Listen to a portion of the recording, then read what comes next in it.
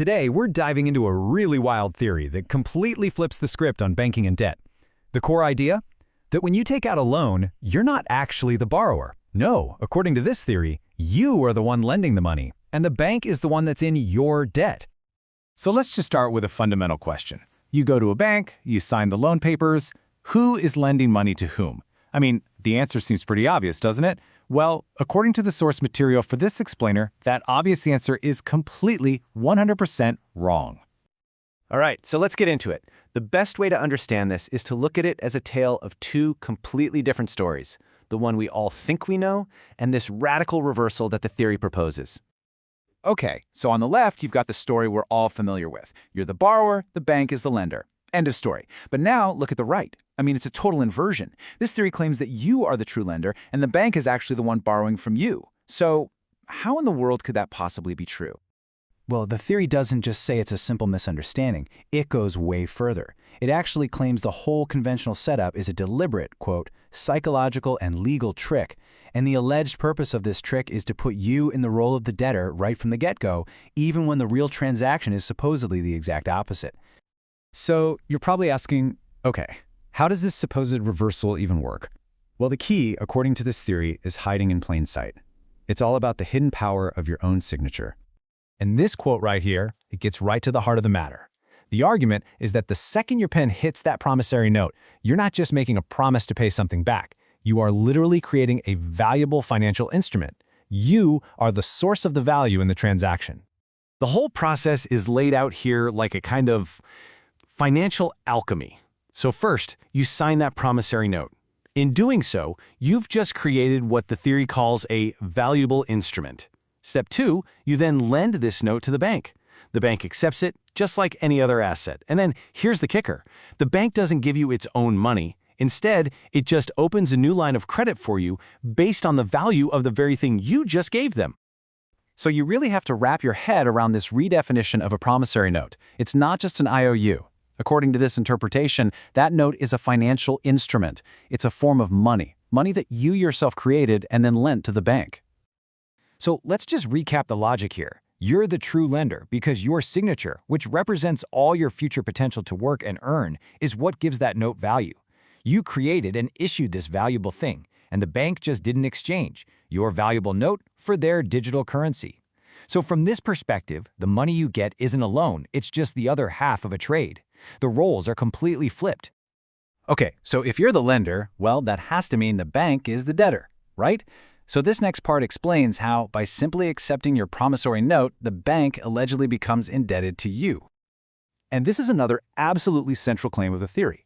The bank never touched its own money. It didn't go into a vault full of other people's savings. No, it simply created new digital money, poof, as a liability on its books, all backed by the asset you provided, your signed note. Now here's where it gets even crazier. The bank takes your note as an asset. Fine. But then, what it often does is bundle it up with thousands of other notes and sell that whole package to investors. This is called securitization. And according to this theory, this is the smoking gun. Because when the bank sells your note, it gets paid in full, right then and there. And yet, it still comes to you every month asking for payments. The accusation is that they're essentially trying to get paid twice for a debt that's already been settled. So if any of this is supposed to be true, you need a way to prove it, right?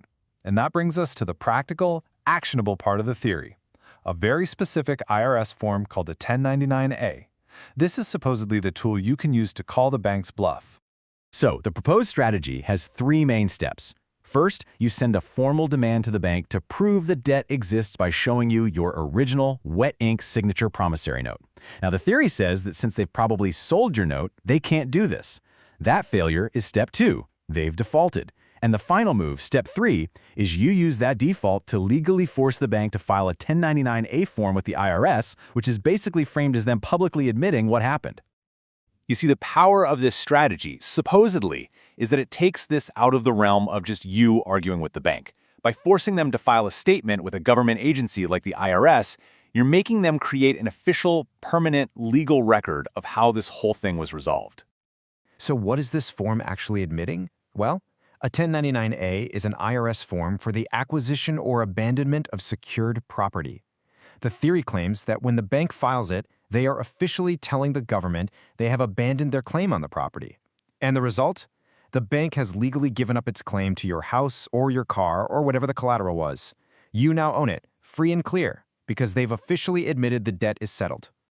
And that brings us to the grand finale of this whole theory, the final and total reversal of who owes what to whom. So by the end of this whole process, the tables haven't just turned, they've been completely flipped over. You are now positioned as the rightful creditor, demanding that the bank account for the valuable asset you gave them. And the bank is exposed as a debtor that took your credit, cashed in on it, and then allegedly tried to fraudulently collect on it again. And really, this one sentence just perfectly captures the entire mindset shift. The point of this whole 1099-A process, from this viewpoint, isn't about getting out of a debt you owe. It's about collecting on a debt that the bank has owed you since day one. And the source material leaves us with this final, really provocative call to action. Transform yourself from a debtor into a creditor. Now, of course, we have to state that this is an extremely controversial and legally disputed theory, but it absolutely leaves us with some fascinating questions to think about. In the incredibly complex world of modern finance, what is money really? Who actually creates it? And who really owes whom?